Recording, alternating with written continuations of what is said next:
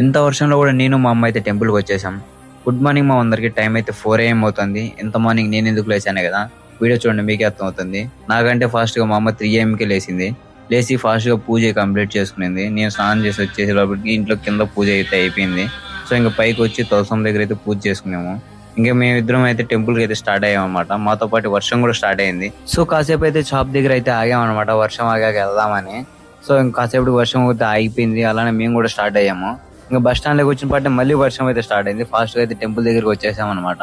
అలానే కొన్ని దీపాలు మర్చిపోయిందంటే మా అమ్మ అలానే దీపాలు అయితే తీసుకున్న టెంపుల్ పక్కన షాప్ లో.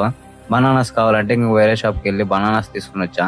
నా చేతిలో ఉన్న ఈ 2 బనానాస్ అయితే లిటరల్లీ 10 రూపీస్ తీసుకున్నారు వీళ్ళైతే. ఫైనల్లీ టెంపుల్ లోకి అయితే వచ్చేసాము. అలానే మా అమ్మ కూడా పూజ కంప్లీట్ చేసుకునింది. ఇంకా దర్శనానికి వెళ్ళాను. శివాయిని అయితే వీడియో తీయలేకపోయాను.